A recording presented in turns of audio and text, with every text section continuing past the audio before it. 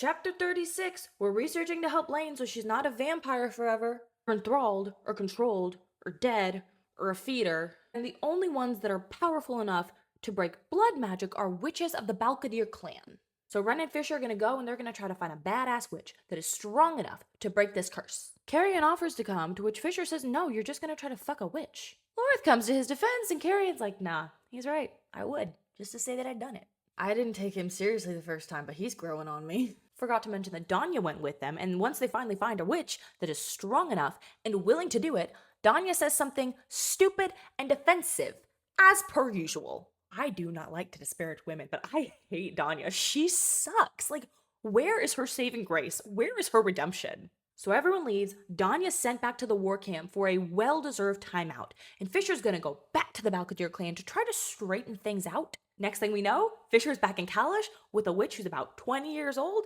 who Ren describes as possibly the most irritating, foul-mouthed creature I've ever met. So tomorrow we save Lane, chapter 37. In case it's their last night together, Fisher wants it to be special. And pretty sure he thinks he's gonna die, so...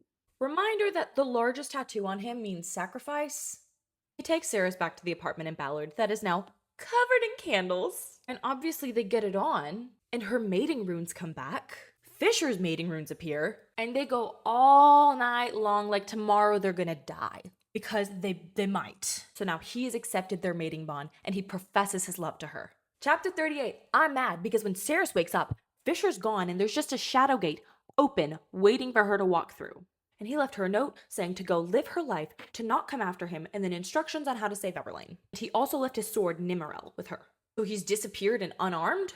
Did he go unarmed to sacrifice himself, or so that way Malcolm wouldn't have a chance at obtaining a god sword? Either way, it doesn't look good. Back in Kalash, everyone is disappointed in Fisher's plan. It's not just me. Of course, his friends are trying to figure out how they're supposed to help him, and go figure. It's Carrion who figures out once Fisher sends Lane through a shadow gate, it will be open, and they can go back through. But first, Carrion needs a god sword. So this sword was not only made for Carrion, but it also loves his inappropriate jokes. Back in the dining room, the shadow gate opens from the ceiling and Everlane falls through. Everyone starts climbing up into it when Everlane says, wait, the water. And then all of a sudden gravity shifts and Saris is falling through. I'm not sure how Fisher managed to get Everlane into this shadow gate because she fell down into the dining room from the ceiling. But when everyone else went through it from the opposite direction, they then fell from above into a lake. Did Fisher have to throw Everlane up into the shadow gate? I'm really just trying to get a mental picture going. Carrion, who went first, had no warning about the water, so he landed just first. He's just a little bit knocked out. Memphis did not make it before the shadow gate closed, so it's Lorith, Saris, Carrion. They're on some sort of beach, a lake on one side, an obsidian cliff on the other. It's raining ash from the top of this cliff, and Saris hears chanting Anorath Moor, which is what the Quicksilver in Fisher's eye chants sometimes. When she went into her trance in Ballard, that's what she was saying out loud that freaked out Fisher. So it looks like the only place to go is up.